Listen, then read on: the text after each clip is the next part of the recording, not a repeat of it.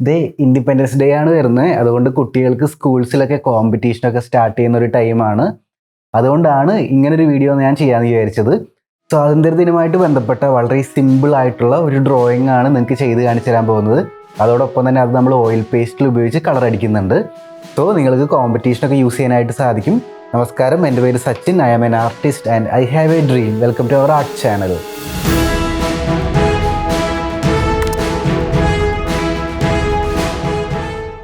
ഇനി നമ്മൾ ചെയ്യാൻ പോകുന്ന ഡ്രോയിങ്ങിന് ആവശ്യം ഒരു HB പെൻസിലും അതുപോലെ തന്നെ ഓയിൽ പേസ്റ്റിലും മാത്രമാണ്, പിന്നെ വരയ്ക്കാനുള്ള പേപ്പറും. സോ ഇത് സ്റ്റാർട്ട് ചെയ്യുന്ന സമയത്ത് കുറച്ച് കാര്യങ്ങൾ ശ്രദ്ധിച്ചു കഴിഞ്ഞാൽ ആ ഒരു ഔട്ട്ലൈൻ നിങ്ങൾക്ക് വളരെ നല്ല രീതിയിൽ ചെയ്തെടുക്കാനായിട്ട് സാധിക്കും. കോമ്പറ്റീഷന് പ്രൈസ് അടിക്കാനായിട്ട് ഏത് തരത്തിലുള്ള ചിത്രം എങ്ങനെ വരയ്ക്കണം എന്നുള്ള കുറച്ച് ടിപ്സ് ഞാൻ ഇതിലൂടെ നിങ്ങൾക്ക് തരാം. അപ്പോൾ നമുക്ക് ഡ്രോയിങ് സ്റ്റാർട്ട് ചെയ്യാം.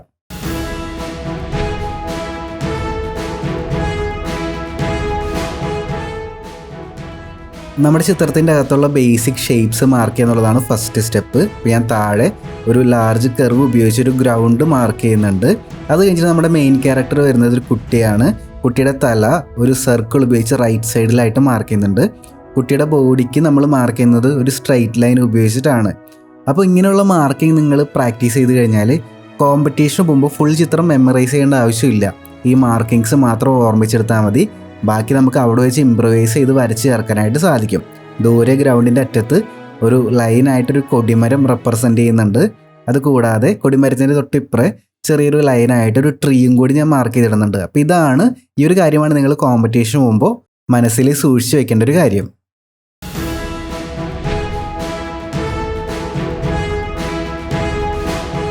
ബേസിക് ഷേപ്സ് മാർക്ക് ചെയ്ത് കഴിഞ്ഞാൽ പിന്നെ നമുക്ക് ഡീറ്റെയിലിംഗ് ആയിട്ട് ഡ്രോയിങ് ചെയ്യാനായിട്ട് സ്റ്റാർട്ട് ചെയ്യാം. അപ്പോൾ ആദ്യം ഞാൻ ഫുള്ളായിട്ട് വരയ്ക്കാൻ പോകുന്നത് ആ ഒരു കുട്ടീനെയാണ്, നമ്മുടെ മെയിൻ ക്യാരക്ടറാണ്. കൂടാതെ വ്യൂവറിൻ്റെ ഏറ്റവും അടുത്ത് കിടക്കുന്ന ഒബ്ജക്റ്റ് ആയതുകൊണ്ട് തന്നെ കുറച്ച് നല്ല രീതിയിൽ ഡീറ്റെയിലിംഗ് ചെയ്യാനായിട്ട് ശ്രമിക്കണം. കുറച്ച് കൂടുതൽ ടൈം എടുത്ത് നല്ല ക്ലാരിറ്റിയോടുകൂടി വരയ്ക്കാനായിട്ട് നോക്കണം. അപ്പോൾ നമ്മുടെ കുട്ടി പിറകിൽ കൈ കെട്ടി ദൂരെയുള്ള കൊടിമരത്തിലേക്ക് നോക്കി നിൽക്കുന്നതായിട്ടാണ് നമ്മൾ വരയ്ക്കുന്നത്. ഞാനിവിടെ ഒരു 4B പെൻസിലാണ് ഔട്ട്ലൈൻ ചെയ്യാനായിട്ട് യൂസ് ചെയ്തത്. അതെന്തിനാന്ന് വെച്ചാൽ ക്യാമറയിൽ കൃത്യമായിട്ട് ഔട്ട്ലൈൻ കാണാൻ വേണ്ടിയിട്ടാണ്. നിങ്ങൾ വരയ്ക്കുന്ന സമയത്ത് ഇത്രയും ഡാർക്ക് ഔട്ട്ലൈൻ ഇടേണ്ട ആവശ്യമില്ല, വളരെ ലൈറ്റായിട്ട് ഔട്ട്ലൈൻ ഇട്ടാൽ മതി. കുട്ടിയുടെ കയ്യിൽ നമ്മുടെ ഇന്ത്യൻ പതാക കൂടി ഞാൻ ഉൾപ്പെടുത്തുന്നുണ്ട്. അത് കഴിഞ്ഞ് ഞാൻ വരയ്ക്കുന്നത് ദൂരെ കാണുന്ന കൊടിമരമാണ്. കൊടിമരത്തിലും ഒരു ഇന്ത്യൻ പതാക ഇങ്ങനെ പാറിക്കളിക്കുന്നുണ്ട്. അത് കഴിഞ്ഞ് താഴെയുള്ള ട്രീയും ചെറിയ ചെടികളും ഒക്കെ ഞാൻ ഇങ്ങനെ വരച്ചു കൊടുക്കുകയാണ്. അത് കഴിഞ്ഞ് കുട്ടിയുടെയും കൊടിമരത്തിൻ്റെയും ഗ്യാപ്പിലായിട്ട് ദൂരെ 3 വിമാനങ്ങൾ പോകുന്നത് ഞാൻ വരയ്ക്കുന്നുണ്ട്. അത് കഴിഞ്ഞ് വിമാനത്തിൻ്റെ ബാക്കിലായിട്ട് ഒരു സൂര്യനെ വരയ്ക്കാനായിട്ട് ശ്രമിച്ചു. പക്ഷേ എനിക്കത് ഇഷ്ടമായില്ല. കാരണം എന്താ വെച്ചാൽ അവിടെ സൂര്യനെ വരച്ച് കഴിഞ്ഞാൽ റൈറ്റ് സൈഡിൽ കുറേ ഒബ്ജക്റ്റായിട്ട് കൺജസ്റ്റഡ് ആവും. അതുകൊണ്ട് തന്നെ സൂര്യനെ ഞാൻ ലെഫ്റ്റ് സൈഡിലേക്ക് മാറ്റി. അപ്പോൾ ഇതിനൊരു ഓർഡർ കിട്ടി. ഏറ്റവും ടോപ്പിൽ ഏറ്റവും ബാക്കിലായിട്ട് സൂര്യൻ, പിന്നെ അത് കഴിഞ്ഞ് വരുന്ന നമ്മുടെ കൊടിമരം, പിന്നെ അത് കഴിഞ്ഞ് വരുന്ന വിമാനങ്ങൾ, പിന്നെ അത് കഴിഞ്ഞ് കുട്ടി നിൽക്കുന്നു.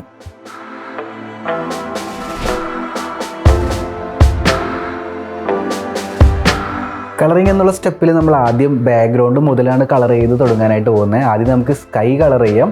സ്കൈ എല്ലാവരും ചെയ്യുമ്പോൾ നോർമലി ഒരു ബ്ലൂ കളറോ അല്ലെങ്കിൽ ചുമ്മാ ഒരു യെല്ലോ കളറോ ഒറ്റ കളർ വെച്ച് കംപ്ലീറ്റ് ആക്കാറുണ്ട്. പക്ഷേ നമുക്ക് കുറച്ചും കൂടി വെറൈറ്റി ആക്കാനായിട്ട് യെല്ലോ, ഓറഞ്ച്, ബ്ലൂ, വൈറ്റ് എന്നീ കോമ്പിനേഷനാണ് സ്കൈയിൽ നമ്മൾ യൂസ് ചെയ്യാനായിട്ട് പോകുന്നത്. കുറച്ചും കൂടി കാണാൻ ഭംഗിയുണ്ടായിരിക്കും. ആ ഒരു സ്റ്റെപ്പും ബാക്ക്ഗ്രൗണ്ടിൽ ചെയ്തെടുക്കുന്ന സ്റ്റെപ്പും നമുക്ക് കാണാം.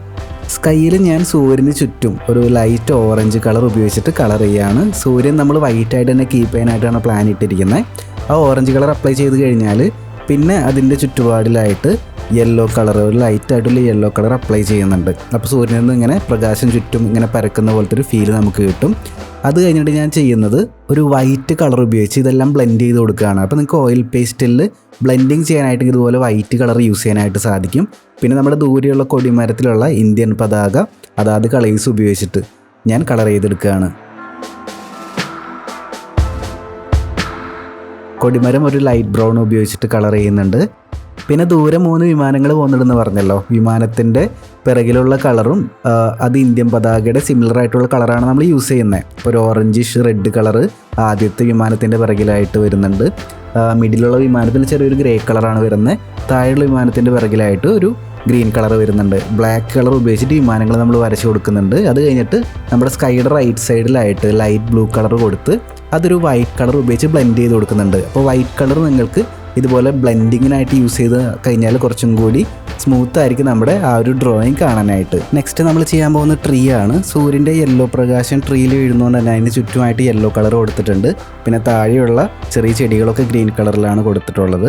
പിന്നെ നമുക്ക് നമ്മുടെ മെയിൻ ക്യാരക്ടറുടെ കുട്ടീനെ വരയ്ക്കാം. കുട്ടീനെ വരയ്ക്കാനായിട്ട് നമ്മുടെ സ്കിൻ ടോൺ പോലുള്ള പീച്ച് കളർ ഞാൻ കുട്ടിയുടെ ദേഹത്ത് ഞാൻ കൊടുക്കുന്നുണ്ട്. അത് കഴിഞ്ഞിട്ട് ചെറിയൊരു ബ്രൗൺ കളർ ഉപയോഗിച്ച് ഷാഡോ വരുന്ന ഭാഗത്ത് മാർക്ക് ചെയ്ത് വിടുന്നുണ്ട്. ലൈറ്റ് ആൻഡ് ഷാഡോ കുറച്ചും കൂടി ശ്രദ്ധിച്ചു കഴിഞ്ഞാൽ നമുക്ക് കോമ്പറ്റീഷനൊക്കെ പ്രൈസ് കിട്ടാനുള്ള ചാൻസസ് കൂടും. കുട്ടിയുടെ ഹെഡിൽ തലയിൽ ലെഫ്റ്റ് സൈഡിലായിട്ട് ചെറിയൊരു ബ്രൗണിഷ് കളറും റൈറ്റ് സൈഡിലേക്ക് വരുന്ന സമയത്ത് ബ്ലാക്ക് കളറുമാണ് കൊടുത്തിട്ടുള്ളത്. അത് തലമുടിയുടെ ലൈറ്റ് ആൻഡ് ഷാഡോ കാണിക്കാൻ വേണ്ടിയിട്ടാണ്. അത് കഴിഞ്ഞ് ഗ്രൗണ്ടിലേക്ക് വരുന്ന സമയത്ത് ദൂരെ യെല്ലോയിഷ് കളറും അടുത്തേക്ക് വരുന്ന സമയത്ത് അത് ചെറിയൊരു ലൈറ്റ് ഗ്രീനും പിന്നീട് ഡാർക്ക് ഗ്രീനും അങ്ങനെ ഒരു ട്രാൻസിഷനാണ് ഉദ്ദേശിക്കുന്നത്. അതുകൂടാതെ ഞാനൊരു വൈറ്റ് ഓയിൽ പേസ്റ്റിൽ ഉപയോഗിച്ച് അതെല്ലാം ബ്ലെൻഡ് ചെയ്തിടുന്നുണ്ട്. അങ്ങനെ ബ്ലെൻഡ് ചെയ്ത് കഴിഞ്ഞാൽ ചെറിയൊരു ബ്ലർ എഫക്റ്റ് നമുക്ക് ക്രിയേറ്റ് ചെയ്യാനായിട്ട് സാധിക്കും. അപ്പോൾ ദൂരെയുള്ള വസ്തുക്കളൊക്കെ വരയ്ക്കുന്ന സമയത്ത് ഇതുപോലെ വൈറ്റ് ഓയിൽ പേസ്റ്റ് ഉപയോഗിച്ച് നമുക്ക് ചെറുതായിട്ടൊന്ന് ബ്ലെൻഡ് ചെയ്തിട്ടിട്ട് ചെറിയൊരു ബ്ലർ എഫക്റ്റ് ക്രിയേറ്റ് ചെയ്യാൻ പറ്റും. പിന്നെ കുട്ടിയുടെ റൈറ്റ് സൈഡിലായിട്ട് ഗ്രീൻ കളർ ട്രീയും വരയ്ക്കുന്നുണ്ട്. താഴെ ചെറിയ പുല്ലുകളും കാര്യങ്ങളൊക്കെ വരയ്ക്കുന്നുണ്ട്. കുട്ടിയുടെ ഡ്രസ്സിന് കൊടുക്കുന്നത് ഒരു വൈറ്റ് കളറാണ്. എന്നിരുന്നാൽ കൂടി അതിന് ലൈറ്റ് ആൻഡ് ഷാഡോ കൊടുക്കാനായിട്ട് ഞാൻ ഒരു ഗ്രേ കളറാണ് ഉപയോഗിക്കുന്നത്. ഗ്രേ കളർ ആദ്യം കൊടുത്ത് ഒരു വൈറ്റ് ഓയിൽ പേസ്റ്റിൽ ഉപയോഗിച്ച് അതിനെ ബ്ലെൻഡ് ചെയ്തിടുന്ന സമയത്ത് ഒരു വൈറ്റ് ഷർട്ട് പോലെ നമുക്കത് കിട്ടും.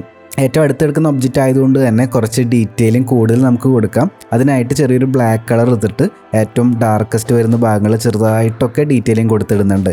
കുട്ടിയുടെ ട്രൗസർ ഒരു ബ്ലൂ കളറാണ്. ഒറ്റ ബ്ലൂ കളർ മാത്രം യൂസ് ചെയ്യാതെ ഇവിടെ ഞാൻ different types of blue use ചെയ്യുന്നുണ്ട്. ചെറുതായിട്ടുള്ള ഒരു വയലറ്റ് കളറും ചെറുതായിട്ടുള്ള ഡാർക്ക് ബ്ലൂ കളറും ഇങ്ങനെ 2 ഡിഫറെൻറ്റ് കളറാണ് ഞാനിവിടെ യൂസ് ചെയ്തിട്ടുള്ളത്.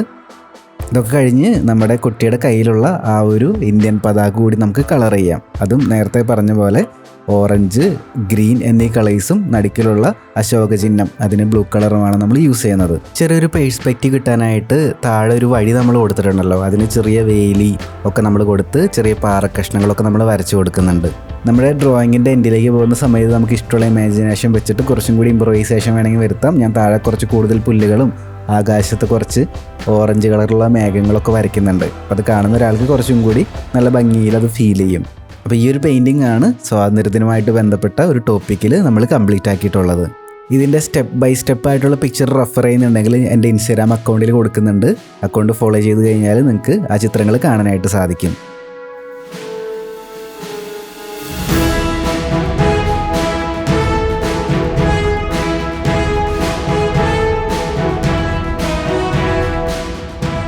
അപ്പോൾ നമ്മുടെ ഇൻഡിപെൻഡൻസ് ഡേ സ്പെഷ്യൽ വീഡിയോ നിങ്ങൾക്ക് ഇഷ്ടപ്പെട്ടെന്ന് വിചാരിക്കുന്നു. കോമ്പറ്റീഷനൊക്കെ പോകുന്ന സമയത്ത് ഞാൻ വരച്ച അതേപടി കോപ്പിടിച്ച് വരയ്ക്കാതിരിക്കാനായിട്ട് ശ്രദ്ധിക്കാം. നിങ്ങളുടേതായ ഐഡിയയും നിങ്ങളുടേതായ കാര്യങ്ങളും കൂടി ഉൾപ്പെടുത്താനായിട്ട് നോക്കാം. അപ്പോഴല്ലേ നമ്മുടെ പൊട്ടൻഷ്യലിനെ മാക്സിമം പെർഫോം ചെയ്യാനായിട്ട് സാധിക്കുക. ഞാനൊരു എക്സാമ്പിൾ മാത്രമാണ് കാണിച്ചു തന്നത്. എനിക്കറിയാം ഇതിനേക്കാളും ബെറ്റർ ആയിട്ട് നിങ്ങൾക്ക് ചെയ്യാൻ തീർച്ചയായിട്ടും സാധിക്കും. അപ്പോൾ കോമ്പറ്റീഷന് പോകുന്ന എല്ലാവർക്കും ഓൾ ദി ബെസ്റ്റ്. കോമ്പറ്റീഷനൊക്കെ കഴിഞ്ഞ് പ്രൈസ് ഇടുന്ന ആരെങ്കിലും ഉണ്ടെങ്കിൽ കമൻറ്റ് ബോക്സിൽ തീർച്ചയായിട്ടും കമൻറ്റ് ഇടുമെന്ന് വിശ്വസിക്കുന്നു. വീഡിയോ കാണുന്ന എല്ലാ സുഹൃത്തുക്കൾക്കും സ്വാതന്ത്ര്യദിനാശംസകൾ. ഇനി നമുക്ക് മറ്റൊരു വീഡിയോ ആയിട്ട് വീണ്ടും കാണാം. എല്ലാവർക്കും നല്ലൊരു ദിനം ആശംസിക്കുന്നു. ബൈ.